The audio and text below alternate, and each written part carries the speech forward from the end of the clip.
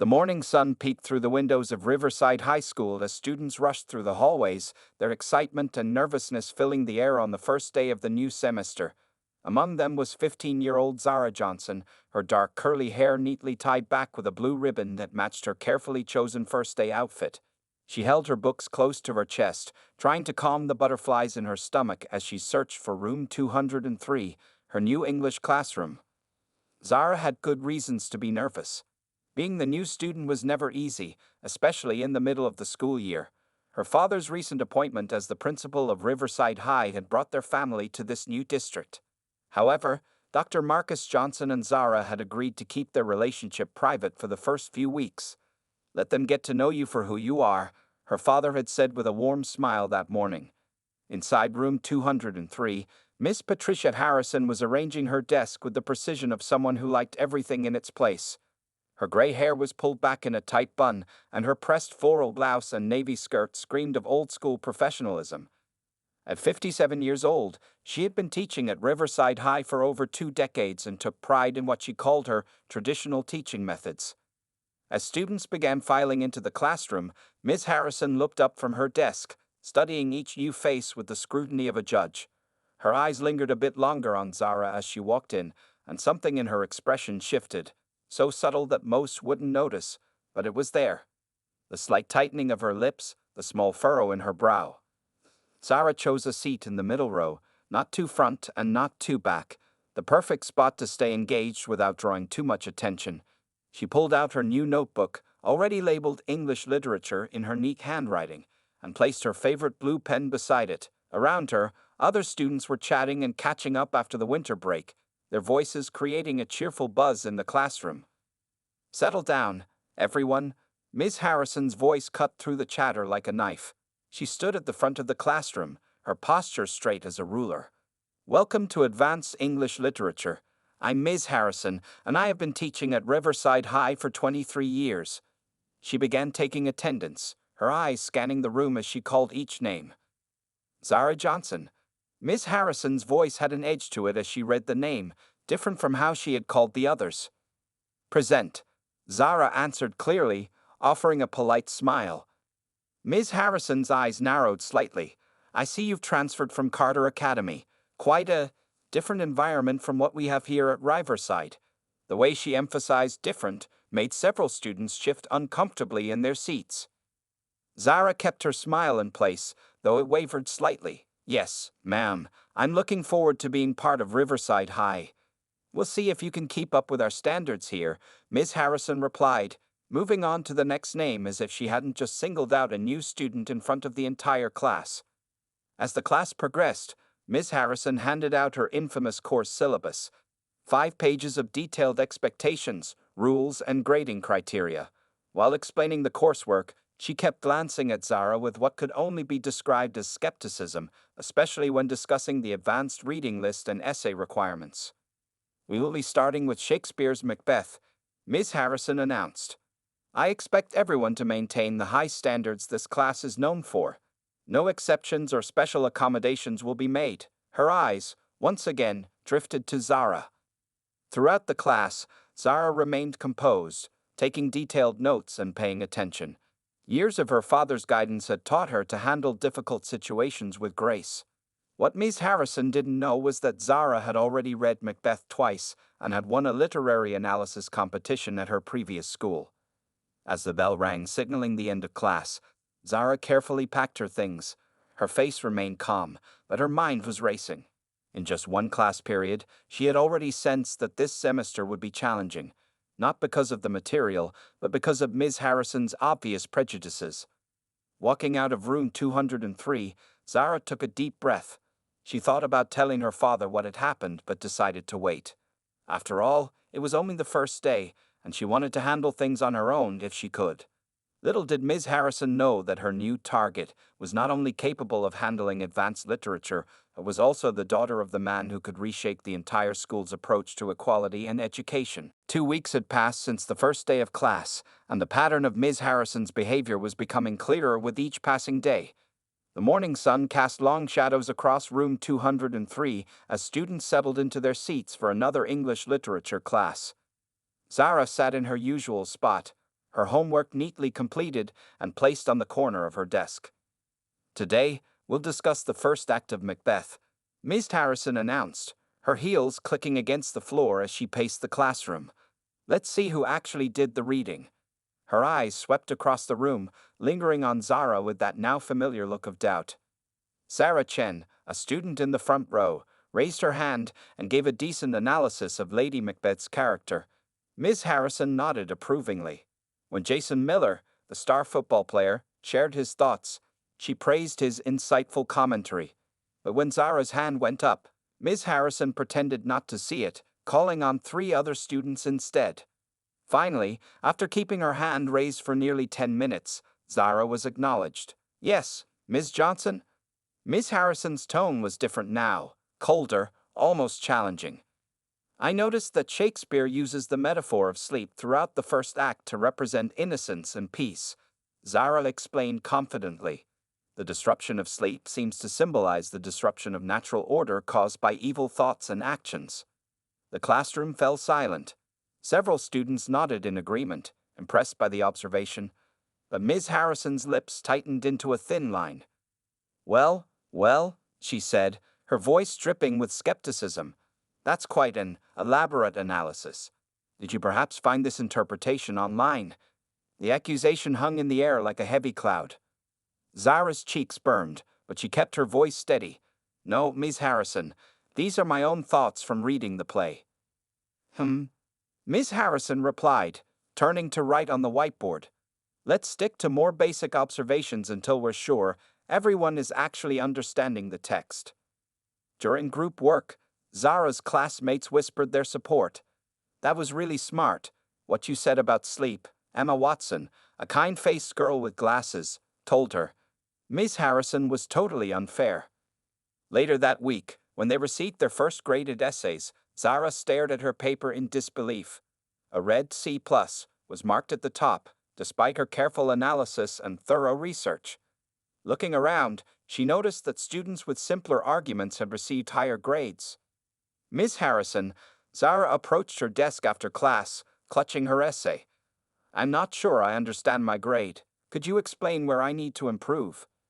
Ms. Harrison barely looked up from her papers. "Your writing was overly complicated, Ms. Johnson. I suspect you're trying to sound more sophisticated than you actually are. Perhaps at your previous school, they had different standards." That evening, Zara sat at her desk at home, reading through her essay again. Her father noticed her troubled expression as he passed by her room. "Everything okay, sweetheart?"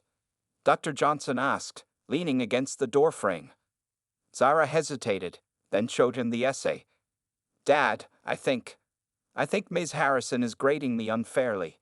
She explained everything, the ignored raised hands, the dismissive comments, the unfair grading. Dr. Johnson sat down on the edge of her bed, his face serious. "Have you been keeping track of these incidents?" "Sort of," Zara replied, pulling out her phone. "I've been making notes in my diary app. Emma and some other students have noticed it too." "Keep documenting everything," he advised, his principal side showing through. "Screenshots, dates, witnesses. But let's give her a chance to change. Sometimes people surprise us." The next day in class, Ms. Harrison announced a group project. As students paired up, Zara found herself without a partner. "Ms. Johnson," Ms. Harrison called out with fake concern, "why don't you work alone? That way, we can be sure the work is actually yours." Several students exchanged uncomfortable glances. Emma immediately raised her hand. "Ms. Harrison, Zara can work with our group. We have room for one more."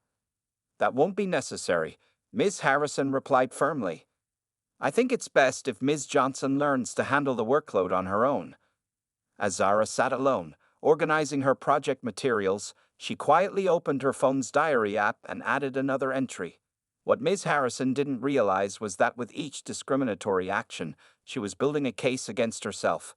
The quiet student she thought she could bully was carefully documenting every incident, supported by a growing number of concerned classmates who recognized injustice when they saw it. Little did Ms. Harrison know, her actions were being recorded, her words noted, and her behavior documented. The day of reckoning was coming, and it would arrive sooner than she expected. The tension in room 203 reached its peak during their unit on contemporary literature. The classroom walls were decorated with portraits of classic authors, all of them white, a detail that hadn't gone unnoticed by the students. Today's discussion was about Toni Morrison's works, and Zara felt her heart beating faster, knowing this could be an important moment. Ms. Harrison stood at the front of the class, her usual stern expression in place. "Today, we'll be discussing Beloved by Toni Morrison," she announced, pronouncing the author's name with barely hidden distaste. "Though I personally believe we should stick to more traditional classics." In the back row, Marcus Chen quietly took out his phone and started recording. Like many other students, he had noticed Ms. Harrison's treatment of Zara over the past month, and something told him today's class would be different. The discussion began with basic plot points. When the topic moved to deeper themes, Zara raised her hand. Several students nodded encouragingly. They had come to respect her thoughtful analysis, even if their teacher didn't. "Yes, Ms. Johnson." Ms. Harrison's voice carried its usual edge of skepticism. Zara spoke clearly, her voice steady despite her nerves. Morrison's use of supernatural elements isn't just for dramatic effect.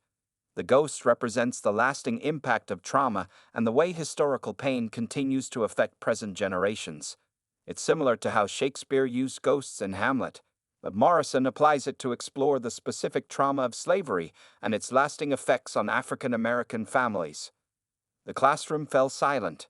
Several students looked impressed, and Emma quickly wrote down Zara's points in her notebook, but Ms. Harrison's face darkened. "Well, Ms. Johnson," she said, her voice dripping with sarcasm, "that's quite an elaborate interpretation. Perhaps you should stick to simpler texts that are more appropriate for your level of understanding." The room tensed. Marcus's phone kept recording as Emma's hand shot up. "But Ms. Harrison, Zara's comparison to Hamlet is really smart. We just studied that last month, and the parallel makes perfect sense." "Emma," Ms. Harrison snapped, "I don't recall asking for your opinion. Ms. Johnson clearly doesn't grasp that sometimes a ghost is just a ghost. Not everything needs to be turned into some grand social commentary." Zara felt her cheeks burn, but she kept her composure.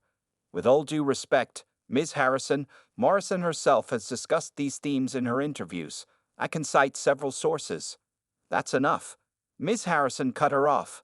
"I've been teaching literature longer than you've been alive. If you think you can walk into my classroom and lecture me about literary analysis, perhaps you should return to your previous school where they clearly had lower standards." The silence that followed was deafening. Several phones were now recording discreetly. Sarah Chen was typing rapidly on her laptop, documenting every word. "Ms. Harrison," Zara said quietly, her voice trembling slightly but determined, "I don't understand why you consistently dismiss my contributions to class discussions. Is there a specific reason you find my analyses problematic?" The teacher's face reddened. "Are you accusing me of something, Ms. Johnson? Because I can assure you, your grade in this class is purely based on your work, which frankly has been mediocre at best." Just then, the classroom door opened. Mr. Rodriguez, the vice principal, happened to be walking by and heard the raised voices. He paused in the doorway, observing the scene with concern. "Is everything all right here?" he asked, his eyes moving between Ms. Harrison and Zara. "Perfectly fine," Ms. Harrison replied quickly, her tone suddenly professional. "We're just having a scholarly debate about interpretation methods." Mr. Rodriguez looked unconvinced but nodded slowly. "Carry on, then." As he left, he made a mental note to discuss this incident with the principal later. After class, students gathered around Zara in the hallway. "We got it all on video," Marcus told her, showing her the recording. "This isn't right, Zara. You should report her." Emma added, "We'll all back you up. We've seen how she treats you compared to everyone else." Zara looked at her phone, where she had documented every incident over the past month. With today's events recorded by multiple students, she finally felt ready to take action. That evening, she would have a long conversation with her father, not just as her dad, but as the principal who needed to address a serious problem in his school. What Ms. Harrison didn't realize was that her outburst today had just sealed her fate.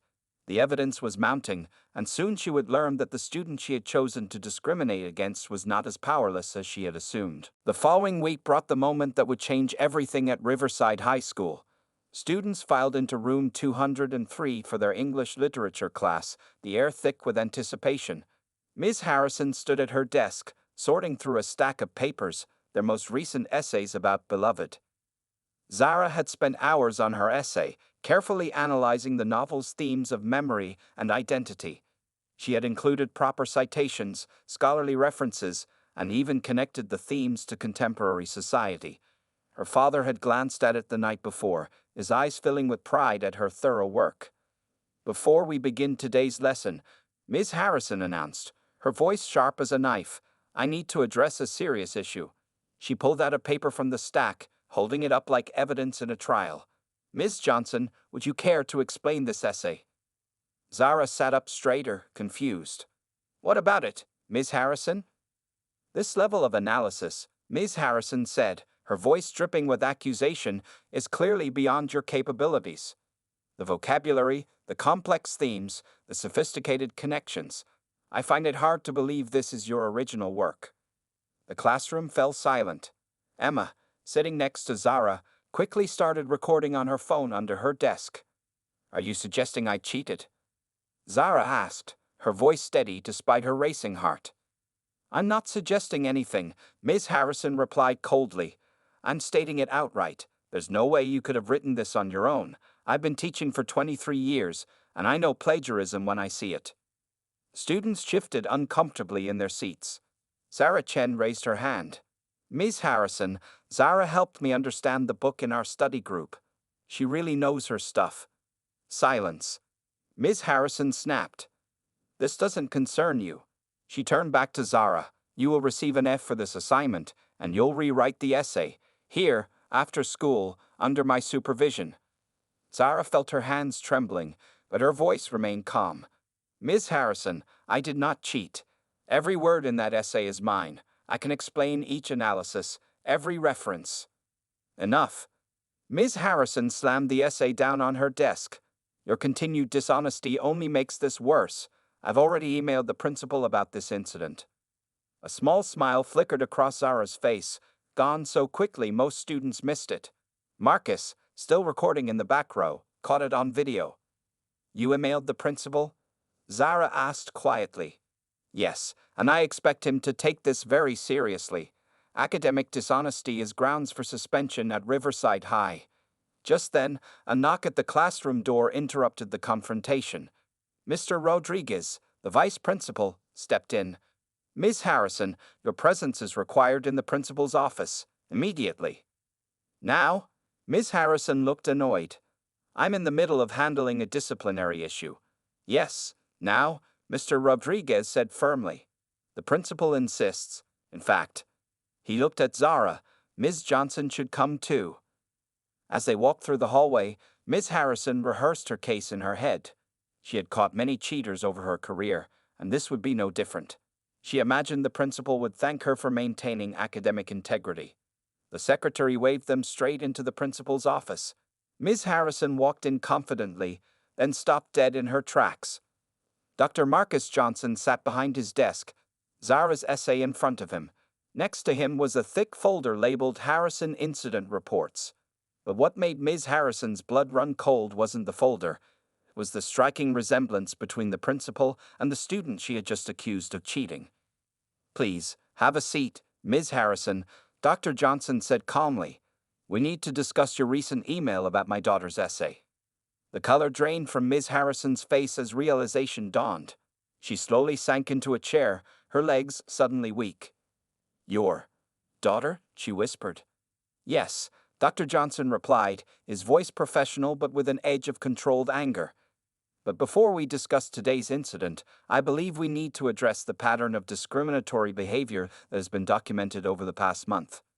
He opened the folder, revealing printed screenshots, student statements, and video transcripts. Mr. Rodriguez quietly closed the door, leaving Ms. Harrison to face the consequences of her actions, and the principal whose daughter she had chosen to target. The principal's office felt smaller than usual as Ms. Harrison sat rigidly in her chair, her face pale and hands trembling slightly. Dr. Marcus Johnson's presence behind his desk was commanding yet calm. Zara sat in the other chair, her back straight, watching the teacher who had made her life difficult for the past month. "Ms. Harrison," Dr. Johnson began, his voice steady and professional, "I have here a comprehensive file of incidents involving your interactions with my daughter." He opened the thick folder on his desk. "But first, let's address your email about her essay." Ms. Harrison's throat felt dry. I was simply maintaining academic standards," she stammered, her usual confidence crumbling. Dr. Johnson raised an eyebrow. "Really? Let's review some highlights from your email." He picked up a printed paper. "This student clearly lacks the intellectual capacity to produce work at this level. Those are strong words, Ms. Harrison." Zara watched as her father continued. "You also wrote, students of her background often struggle with advanced literature. Would you care to explain what you meant by that?" The silence in the room was deafening. Mr. Rodriguez, standing by the door, shook his head disapprovingly. I didn't know she was your daughter," Ms. Harrison finally said, her voice barely above a whisper. "And that makes it acceptable." Dr. Johnson's voice carried a controlled anger. "Should it matter whose daughter she is for her to receive fair treatment?" He pulled out several more documents. "We have recordings from multiple students showing your consistent discrimination. Here's you dismissing her analysis of Shakespeare. Here's you forcing her to work alone on group projects. Here's you mocking her interpretation of Toni Morrison's work." Ms. Harrison's face grew paler with each example. The evidence was overwhelming. "But sir," she tried again, "my teaching methods." "Your teaching methods?" Dr. Johnson interrupted. "Let's talk about those." He pressed a button on his computer, and a video began playing. It showed Ms. Harrison's class from earlier that day, her voice clear as she accused Zara of cheating. When the video ended, Dr. Johnson turned to his daughter. "Zara, would you like to share your experience?" Zara took a deep breath. "From my first day, Ms. Harrison made assumptions about my abilities. She ignored my raised hand, questioned every assignment I turned in, and made comments about my surprising vocabulary. She tried to humiliate me in front of the class multiple times." Emma's recorded statement played next. "Ms. Harrison treats Zara differently than everyone else. When I make similar points in class, I get praised. When Zara does it, she's accused of copying or trying to show off." Marcus's video followed, then Sarah's written statement. More students' testimonies filled the room, each one describing Ms. Harrison's biased behavior. "This isn't just about today's false accusation of cheating," Dr. Johnson continued. "This is about a pattern of discrimination that has no place in our school." Ms. Harrison's hands clutched her skirt. "I've been teaching for 23 years, she whispered.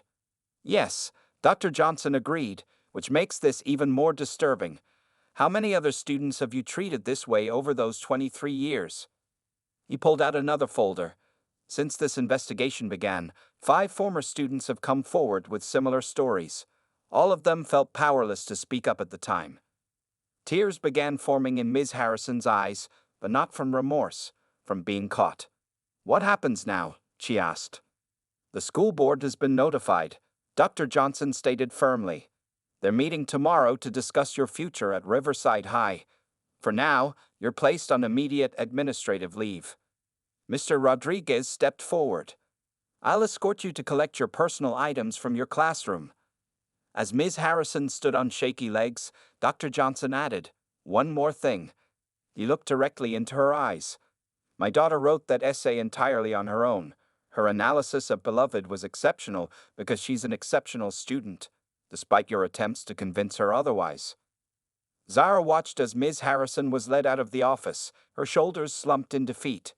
The teacher who had tried to diminish her had instead taught her an important lesson about standing up against injustice. Dr. Johnson turned to his daughter, his professional demeanor softening.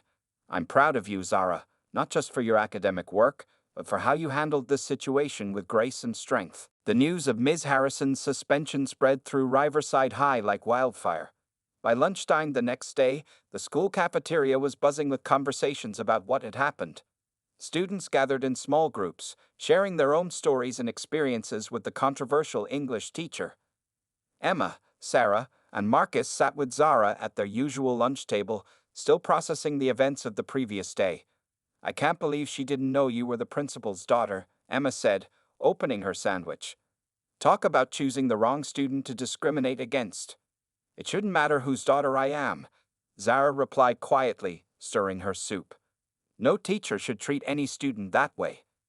Just then, a group of seniors approached their table. The leader, Michael Thompson, cleared his throat. Hey, Zara? Can we talk to you for a minute? Zara nodded, and Michael pulled up a chair. 2 years ago, Ms. Harrison failed me in English. She said my writing didn't meet her standards. I had to go to summer school to graduate on time. He paused, looking down at his hands. I'm African American, and I always felt she graded me differently, but I couldn't prove it. More students began gathering around their table. Jennifer Lopez, now a junior, shared her story next. Last year, she told me my accent was too distracting and suggested I take regular English instead of AP. Her voice trembled with anger. I had a 4.0 GPA, but she made me feel like I didn't belong. As more students shared their experiences, Mr. Rodriguez appeared in the cafeteria. He made his way to Zara's table, now surrounded by at least 20 students. Zara, he said gently, the school board would like to hear these stories. Would you help organize these testimonies? They're meeting tomorrow to discuss Ms. Harrison's case. That afternoon, Zara and her friends sat up in the library. One by one, students came to share their experiences. Sarah typed each story on her laptop while Marcus recorded video statements.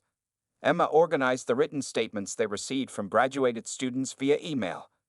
Dr. Johnson watched from his office window as students lined up outside the library. His heart felt heavy knowing these incidents had gone unchallenged for so long, but he felt proud seeing the students coming together to create change. By evening, they had collected over 50 statements spanning the past 5 years.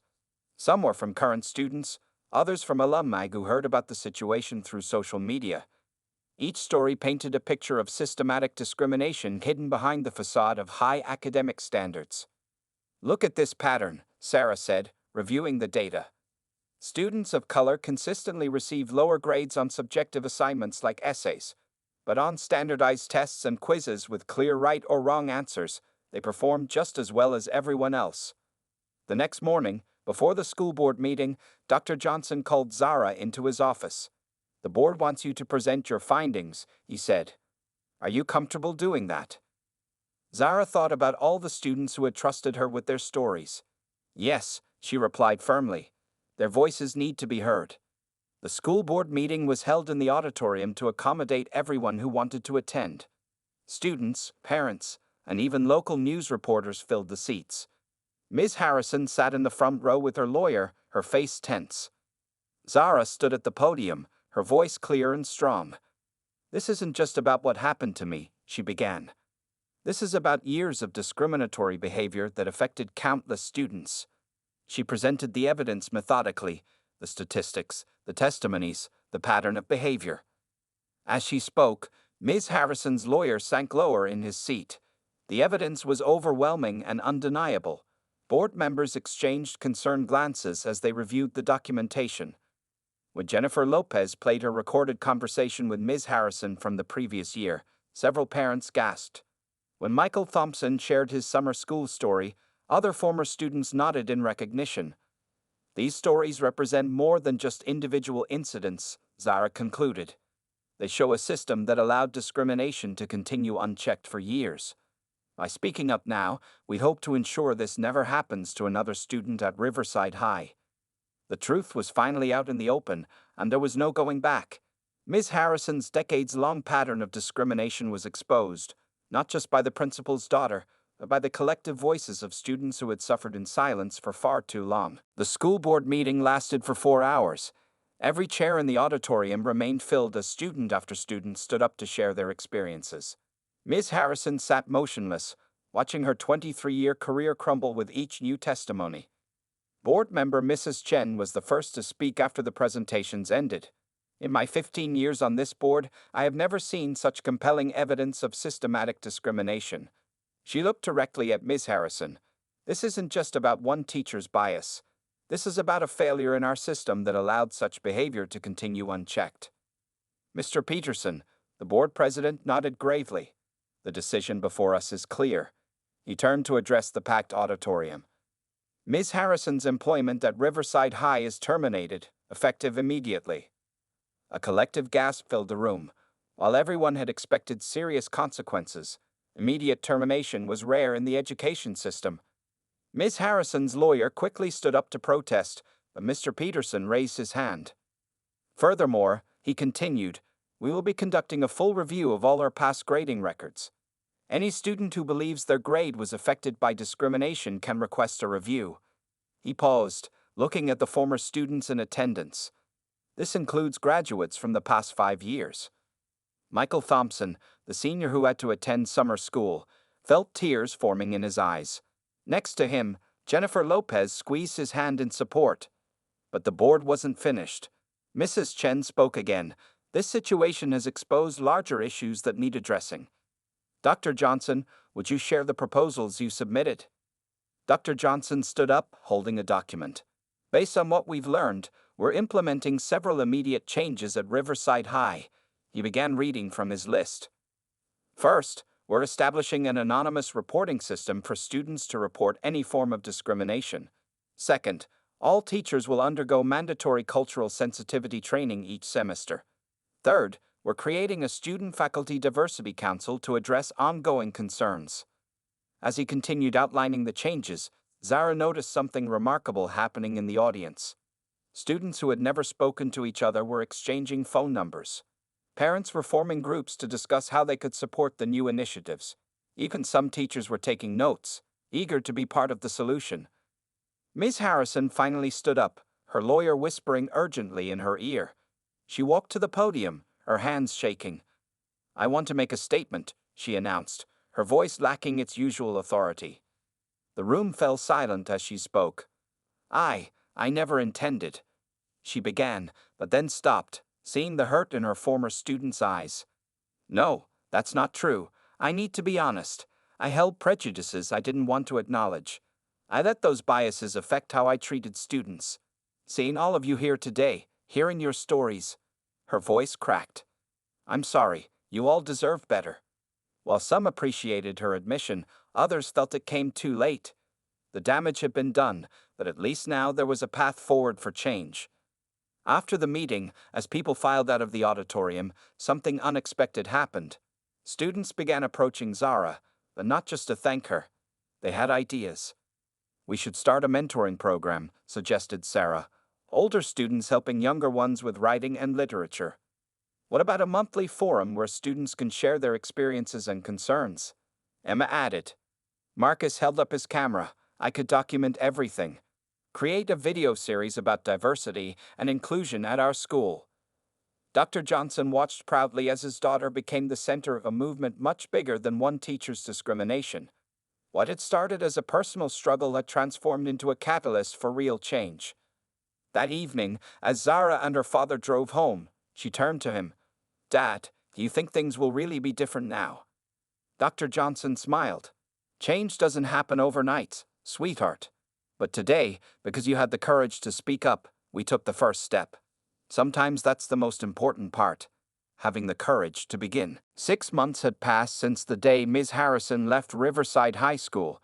The warm spring air drifted through the open windows of room 203, now transformed both physically and spiritually. The walls, once decorated only with portraits of classic white authors, now showcased a diverse collection of writers from around the world. Ms. Rivera, the new English literature teacher, stood at the front of the classroom. She was young, energetic, and passionate about inclusive education.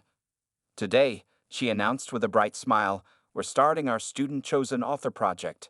Each of you will select a writer who represents your heritage or speaks to your personal experience. Zara looked around the classroom, noting how different everything felt. The seating arrangement was now in circles instead of rows, encouraging discussion and collaboration. Students who once sat quietly in the back were now actively participating in conversations. During lunch break, Zara met with the Student Diversity Council, which she now co-chaired. The cafeteria had become their unofficial meeting spot, with students from all grades joining their discussions. The anonymous reporting system is working, Sarah reported, checking her tablet. We've received 30 suggestions this month, mostly about improving cultural events and curriculum diversity. Marcus nodded, reviewing his latest video project. The interviews with alumni are really powerful. Michael Thompson's story about coming back to mentor current students has gotten over 1,000 views on the school website. Emma added excitedly, and guess what? 5 other schools in the district have contacted us about implementing similar programs. The changes at Riverside High had indeed spread beyond its walls. Local newspapers had covered their story, leading other schools to examine their own practices. Dr. Johnson had been invited to speak at educational conferences about creating inclusive learning environments. Later that afternoon, during the monthly parent-teacher forum, Jennifer Lopez's mother stood up to share something remarkable. "My daughter just got accepted to Yale," she announced, her voice full of emotion. She used her personal essay to write about how this experience taught her to stand up against discrimination. The admissions officer specifically mentioned how impressed they were with her advocacy work. The guidance counselor, Mrs. Patel, then shared some statistics. "Our college acceptance rates have improved significantly. Students who previously felt discouraged are now applying to top schools. They're writing powerful essays about their experiences and the changes they helped create." After school, Zara visited her father's office. The thick folder labeled Harrison Incident Reports had been replaced by a new one, Riverside High Inclusion Initiatives. The wall behind his desk now displayed framed copies of their new policies and newspaper articles about their transformation. "Remember that day when I first told you about Ms. Harrison?" Zara asked, settling into her usual chair. Dr. Johnson smiled. "How could I forget? You wanted to handle it on your own at first. I was just thinking, if she hadn't picked me to discriminate against, if I hadn't been the principal's daughter. Then someone else would have eventually spoken up," her father finished. "But you're right. Your experience helped expose a problem that had gone on too long. The important thing is what we did with that opportunity." Just then, Mr. Rodriguez knocked on the door. "Sorry to interrupt, but you both need to see this." He handed them a letter from the State Board of Education. They had been selected as a model school for diversity and inclusion initiatives. "They want us to help develop training programs for other districts," Mr. Rodriguez explained excitedly. As Zara walked home that evening, she passed room 203. Through the window, she could see Ms. Rivera staying late to help a group of students with their projects. The room that had once been a place of anxiety and discrimination was now a safe space for learning and growth. Her phone buzzed with a message from Emma. "Don't forget, mentoring session tomorrow. 5 new students signed up." Zara smiled, thinking about how one person's prejudice had accidentally sparked a movement. Ms. Harrison had tried to diminish her students, but instead, she had unknowingly helped create a generation of advocates who would never stay silent in the face of injustice. As the sun set behind Riverside High, casting long shadows across the campus, Zara realized that sometimes the best lessons come from the most unexpected teachers. The story of Ms. Harrison would be remembered not for the discrimination she practiced, but for the positive changes her actions ultimately inspired.